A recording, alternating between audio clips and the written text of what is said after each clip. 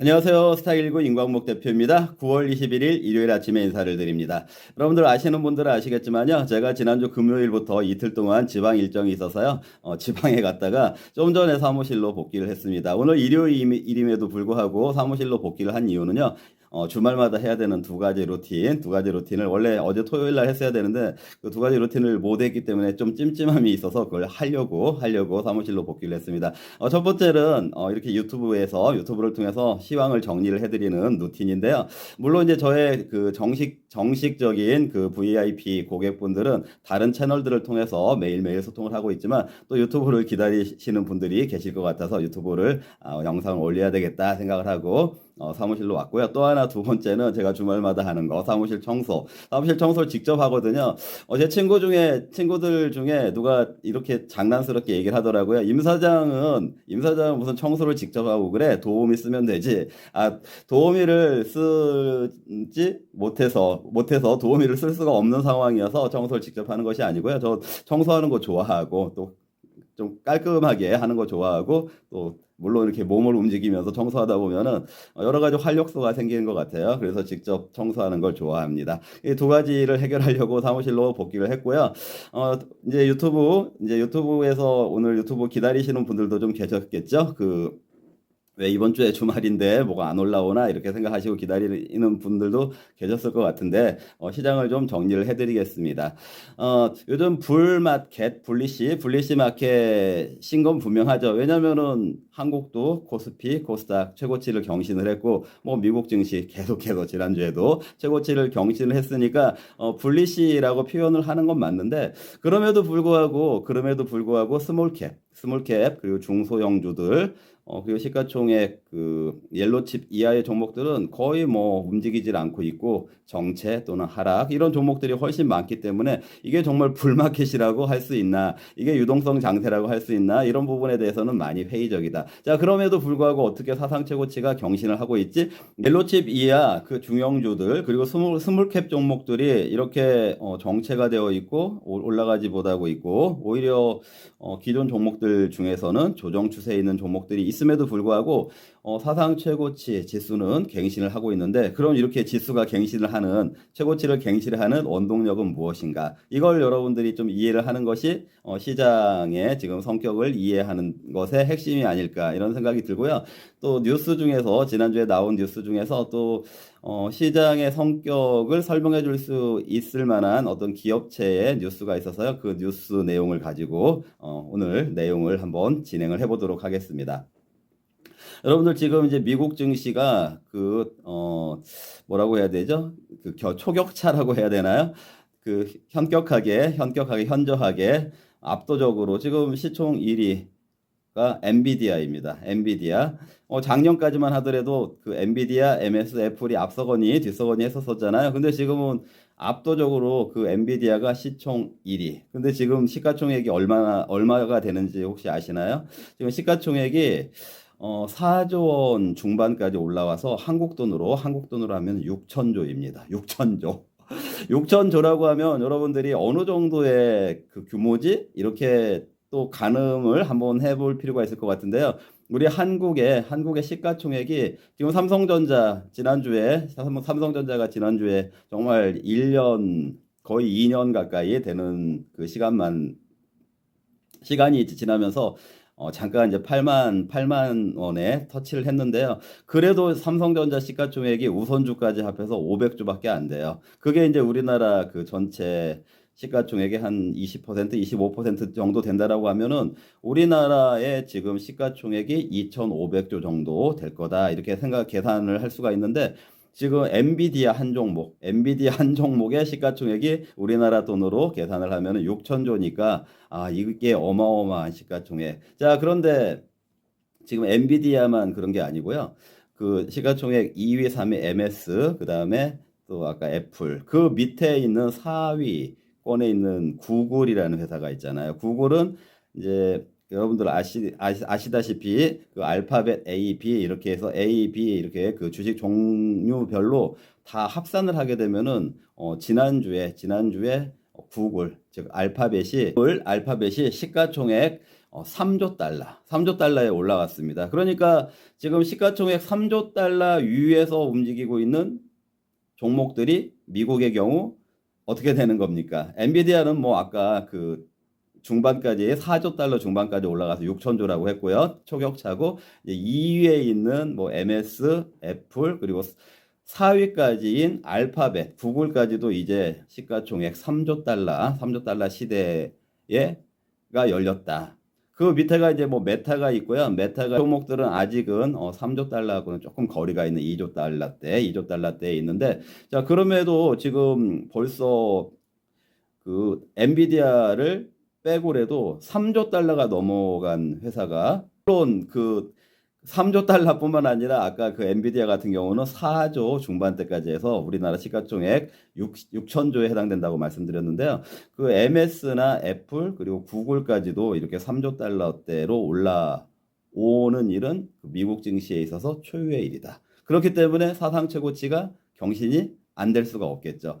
그렇다면은 한편 미국 주식들도 역시 시가총액 상위 종목들의 1, 2, 3, 4위 종목들의 그 시가총액들이 팽창하면서 지수가 올라왔구나. 그렇다면은 미국 증시 역시 전반적인 모든 종목들이 다 올라간 것은 아니겠구나. 이렇게 여러분들 그러니까 불리시가 특정 종목들 몇 개의 종목들에 의한 불리시구나. 이렇게 해석이 되는 특징이 있다라는 거죠. 한국 증시도 특별히 다르지 않습니다.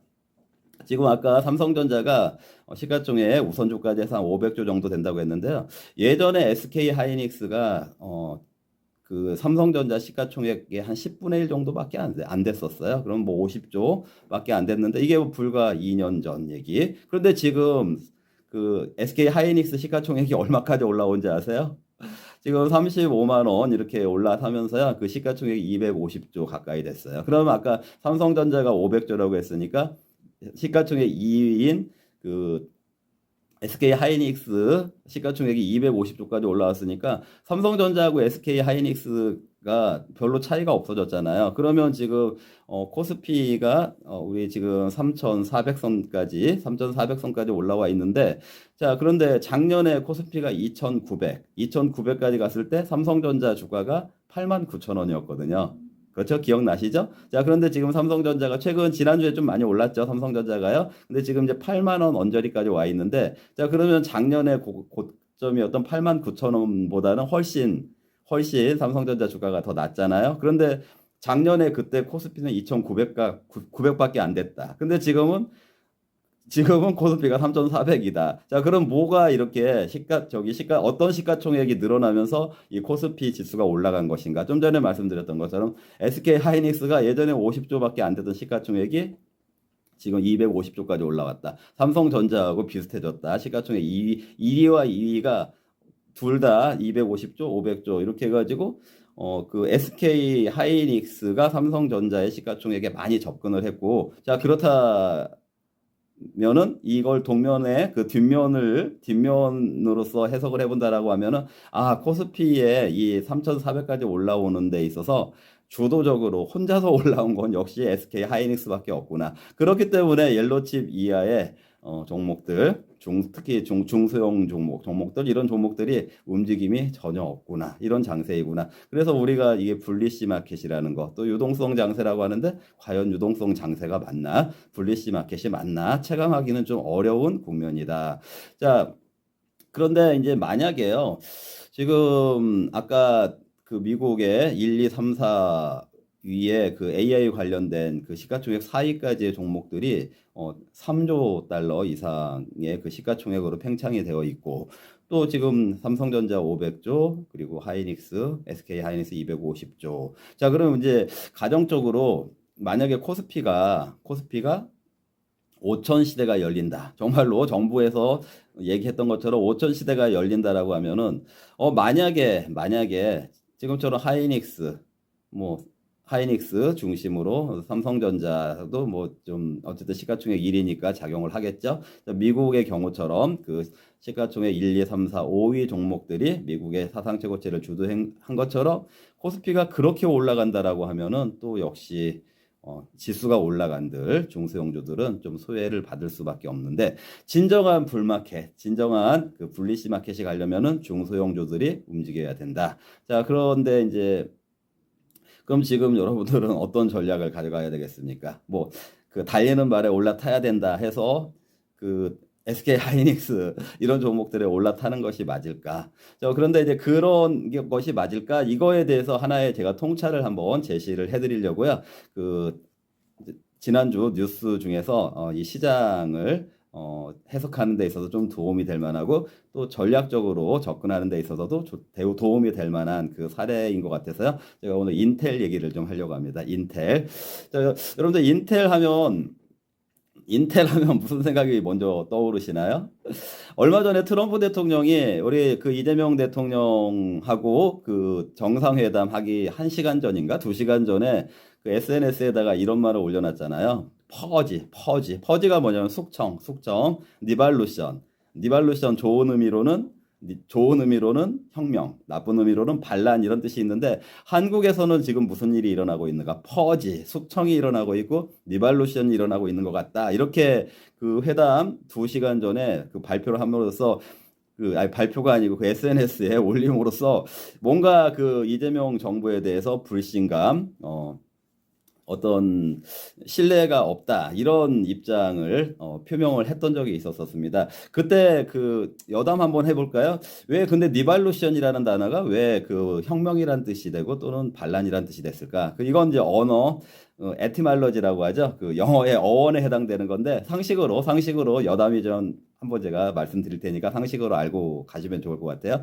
예전에는 그 니발루션이 그 니발브 해가지고 우리가 노테이션은 지구 돌아가는 자전 근무도 노테이션 근무라는 게 있잖아요. 자전이라고 하는데, 니발루션은 공전이거든요. 태양을 돌아가는 거 공전. 그런데 예전에는 그 중세까지 어땠습니까? 태양이 돈다고 생각을 했습니까? 아니면 지구가 돈다고 생각을 했습니까? 태양이 지구를 돈다. 지금 태양이 지구를 도는 것처럼 보이잖아요. 제가 쓴 책에도 이걸 다루고 있어요. 지구가 돌든 태양이 돌든 똑같다. 결과적으로는 똑같다. 이제 제가 쓴 책에도 이런 내용을 다루고 있는데, 이제 그 당시에는 그 태양이 지구를 돌고 있다라고 생각을 했었잖아요. 그런데 누군가가 그게 아니다. 지구가 태양을 돌고 있다. 즉 니발루션을 하고 있다. 이 생각 자체가 그 당시에는 반란적이고 혁명적이었다. 그래서 그렇잖아요. 다 태양이 돌고 있다라고 하는 그 시기에 지구가 도는 것 같다라고 얘기를 하니까 그게 너무 혁명적인 생각, 또는 그게 맞지 않은 생각이라면 기존의 질서에 대항하는 것이기 때문에 반란적인 생각. 그래서 니발루션이라는 단어가 그런 혁명, 반란 이런 뜻이 있는데요. 트럼프가 한국에 대해서 퍼지는 숙청, 그 공산권에서 많이 일어나는 숙청이라는 거 있죠. 제거하는 거요. 뭐 지금 이제 윤석열 대통령 감옥에 갇혀 있고 이런 상황을 얘기하는 거죠. 마음이 많이 안타까운 굉장히 슬픈 현실이죠. 자, 그 퍼지와 그 니발루션이라는 단어를 트럼프가 썼었는데요. 그때 또 이 얘기를 하면서 트럼프가 무슨 얘기를 했냐면은, 자기가 그 한국에서 이 니발루션 퍼지가 일어나고 있다라는 얘기를 인텔을 통해서 들었다 이랬어요. 이렇게 얘기를 했어요. 물론 이제 미국 영어로 얘기를 한 거예요. 인텔을 통해서 들었다. 자, 그럼 여러분들이 만약에 모르겠어요. 이제 저처럼 그 뉴스를 좀 재밌게 읽은 사람들이 얼마나 될지 모르겠지만, 인텔 하면 우리 증시 쪽에 있는 사람들은 종목 그 CPU 만드는 그 한국에서도 듀얼 코어로 그 인공지능처럼 해가지고 뇌 사진 해가지고 광고를 했던 그 인텔을 생각을 할 텐데요. 인텔은 사실 인텔리전스가 그 미국의 CIA에 나오는 그 CIA가 인텔리전스는 지식 이런 뜻도 있지만 정보라는 뜻이 있습니다. 그래서 그때 트럼프가 말한 인텔 통해서 들었다. 그 얘기는 미국의 그 첩보 정보 기관들 통해서 들었다. 그러니까 신뢰가 있는 얘기다. 이 얘기를 했던 건데요. 오늘 얘기하는 거는 그 인텔이 아니고, 물론 이제 포괄적으로 봤을 때는 똑같은 정보, 지능, 인공지능, 뇌 이런 관련된 거니까 뭐 아주 관계가 없다라고 할 수는 없겠지만, 그 회사 인텔에 대해서 얘기를 하려고 합니다. 여러분들 근데 인텔이 PC 산업이 뭐 이제 애플, 그다음에 태블릿 PC 이런 걸 많이 쓰다 보니까 PC 산업이 좀 후퇴를 하고 정체가 돼 있는 국면에서 그 PC에 들어가는 그 중앙 장치인 그 CPU를 만드는 인텔이 좀 침체 국면. 그럼에도 불구하고 그 PC 쪽에서는 CPU에서는 인텔이 세계 1위는 유지하고 있습니다. 그런데 다만 기업의 시가총액을 따져봤을 때, 기업의 시가총액을 따져봤을 때 과거의 명성의 인텔이 지금 시가총액이 한 200조밖에 안 돼요. 200조, 190조대. 우리 한국 돈으로 그것도 어마어마한 돈이죠, 사실은요. 자, 그런데 아까 엔비디아가 6천조라고 했잖아요. 6천조면 200조 대비 6천조면 30배. 시가총액으로만 놓고 봤을 때는 30배만큼 이렇게 커진 엔비디아, 그리고 이렇게 작아진 인텔 이렇게 생각을 할 수가 있는데요. 그 인텔하고 그 엔비디아하고 어떻게 보면은 앙숙 같은 관계 아닙니까? 인텔의 CPU를 인텔의 CPU를 당시로서는 그야말로 그냥 그래픽 처리 장치에 불과했던 GPU를 쓰다 보니 GPU가 CPU 역할까지도 할 수 있다. 이런 아이디어로 해서 이제 엔비디아가 뜨게 된 거잖아요. 근데 그 GPU가 CPU 역할만 하는 게 아니라 이 AI 시대가 열리니까 CPU보다 훨씬 낫더라. 이렇게 된 거예요. 그 인터페이스나 이 그 알고리즘이나 이런 그 아키텍처 이런 면에 있어서 AI하고 너무 잘 맞더라. 그 엔비디아의 GPU가. 그래서 지금 이 AI 시대가 열려 있고 지금 엔비디아가 이렇게 시총 6천조까지 미국 돈으로는 4조 중반대 달러까지 이렇게 이제 팽창이 돼 있는데요. 그러다 보니까 언제 그 인텔에서 그 엔비디아에 대적할 만한 GPU를 개발을 할까 이런 게 화두가 되기도 했었었고 또 주변에는 우리나라 삼성전자 같은 회사들도 그렇고 인텔하고 같이 어떤 협업을 통해서 엔비디아 체계에 대항할 수 있는 그런 GPU를 만들려고 한다. 뭐 이런 얘기들도 있었었죠. 그랬었는데 이번에 며칠 전에 그런 우리의 예상 이런 그 인텔하고 엔비디아는 동반자 관계는 아니야. 이런 우리 정서, 우리의 이런 그 생각, 이거에 완전히 반하는, 완전히 좀 어떻게 보면은 굉장히 혁명적인 또 상황이 벌어졌어요. 뭐냐면은 엔비디아가 인텔에 투자를 하는 거예요. 엔비디아가 인텔에 투자를 한다. 그래서 뭐 우리나라 돈으로 여러분들 이해 쉽게 하기 위해서 우리나라 돈으로 큰 돈은 아니에요. 6조 정도, 6조인데 아까 그 인텔이 200조 정도 시가총액이고 엔비디아가 6천조라고 하니까 그 규모로 대비해서는 큰 돈은 아니지만 어쨌든 엔비디아가 6조 원을 인텔에 투자하기로 지난주에 발표가 됐어요. 자, 그러면 이거는 어떤 의미가 있습니까? 두 가지 의미가 있죠. 첫 번째 반도체 산업.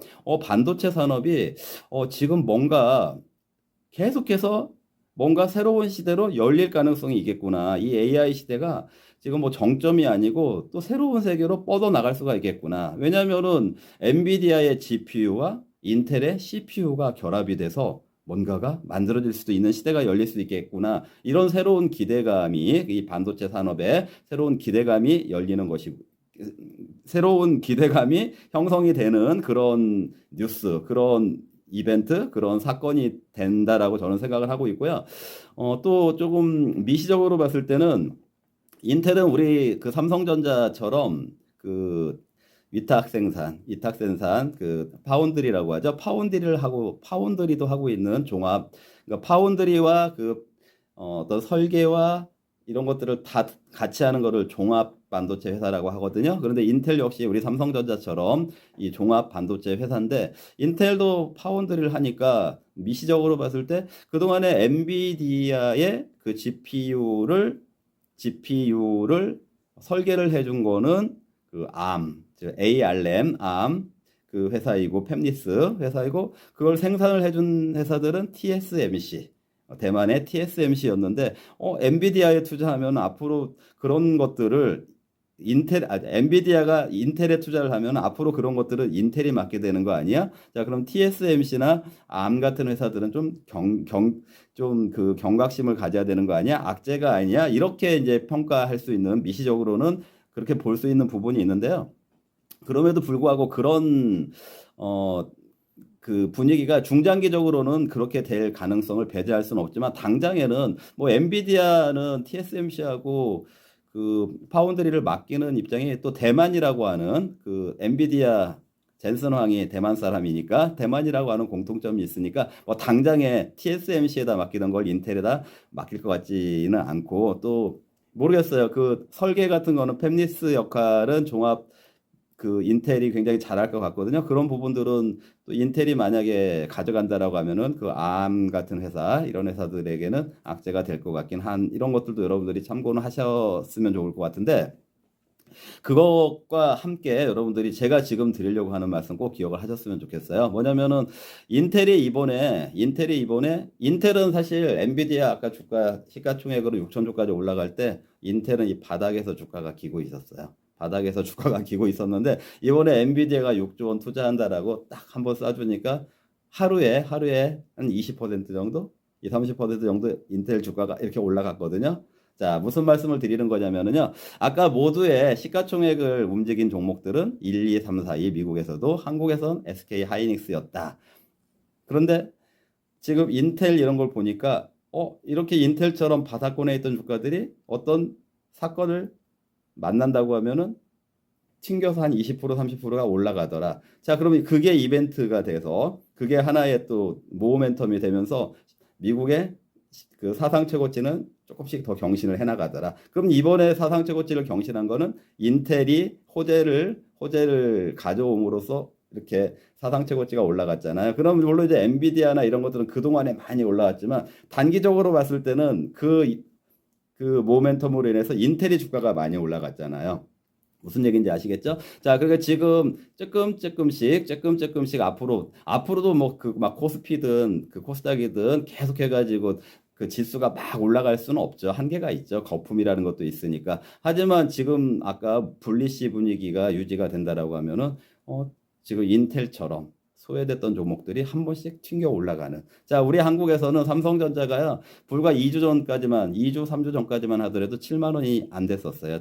그런데 지금 이제 8만 원 가까이 올라왔잖아요. 이런 식으로 소외된 종목들이 움직이지 않을까. 자, 그럼 1차적으로 시가총액 상위 종목들 중에서 지금 소외 상태에 있는 종목들 관심 가져야 되고요. 그리고 아까 스몰캡, 그다음에 중소형주 얘기했었는데 그 종목들도 만약에 지수가 불리시로 진정한 의미의 불리시로 뭐 정말 우리나라 코스피 5천 시대가 열린다라고 하면은 아마도 스몰캡 종목들도 같이 올라갈 거다. 자, 그러면 여러분들이 그런 시각에서요. 지금 시장이 좋게 보인다라고 하면은 중소형주들 그리고 시가총액 상위 종목들 중에 아까 인텔 같은 효과를 낼 수 있는 그런 소외된 종목들 이런 종목들로 포트폴리오를 참여를 하시면 좋을 것 같다 이런 생각을 드리고요. 그리고 항상 장세는 언제 변동성이 돌변할 수 있으니까 우리 코로나 그때 3천 막 300 갔다가 코스피 2200까지 폭락하는 이런 장세가 또 왔잖아요. 한 2년, 3년. 자, 그렇게 장세는 돌변할 수도 있으니까 올라갈 때마다 포트폴리오의 일부는 인버스는 가져가자. 그거는 어떻게 보면 해지 전략으로 가져가는 게 맞다라고 저는 그렇게 여러분들께 다시 말씀을 드리겠습니다. 자, 오늘은 여기까지 하고요. 궁금하신 점들, 포트폴리오 참여하실 분들은요, 그 안내된 전화번호로 문자 문의하시면은 자세하게 안내를 해드리도록 하겠습니다. 네, 남은 일요일 잘 보내시고요. 저는 이제 내일부터 또 다시 장세가 열리면은요, 특이사항이 있을 때마다 우리 고객님들과 채널을 통해서 다시 말씀을 나누도록 하겠습니다. 네, 시청해주셔서 감사합니다.